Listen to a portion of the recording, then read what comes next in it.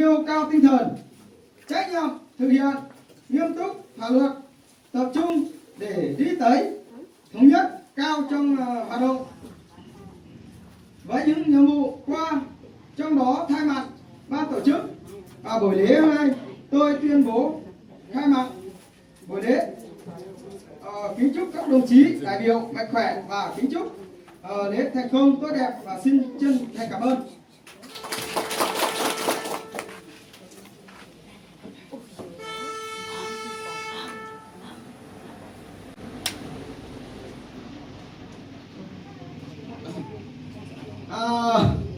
Thế sau đây xin mời trân trọng kính mời đồng chí Phạm Huỳnh Quang lên thông qua cái quyết định.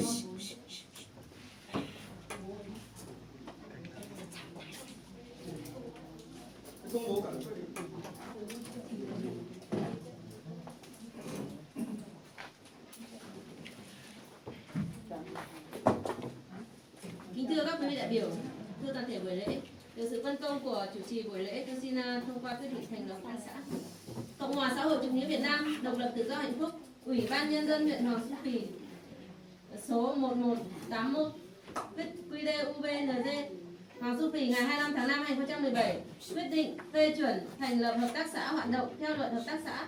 Ủy ban nhân dân huyện Hoàng Su Phi căn cứ luật tổ chức chính quyền địa phương ngày 19 tháng 6 2015, căn cứ luật hợp tác xã ngày 20 tháng 11 2012, căn cứ vào hồ sơ của hợp tác xã sản xuất nông lâm nghiệp và dịch vụ tổng hợp thôn Tân Minh, xã Nậm Ti, xét đề nghị của trưởng phòng nông nghiệp và phát triển nông thôn huyện, quyết định điều 1 phê chuẩn và thành lập hợp tác xã sản xuất nông lâm nghiệp và dịch vụ tổng hợp thôn Tân Minh, xã Nậm Ti hoạt động theo luật hợp tác xã năm 2012 do ông bà sau.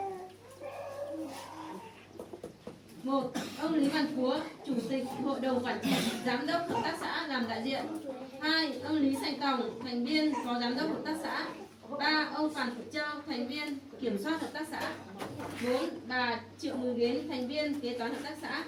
Điều 2. Hợp tác xã sản xuất nông lâm nghiệp và dịch vụ tổng hợp thôn Tân Minh, xã Nậm Ti có trách nhiệm tổ chức hoạt động sản xuất kinh doanh dịch vụ có hiệu quả và theo đúng luật hợp tác xã.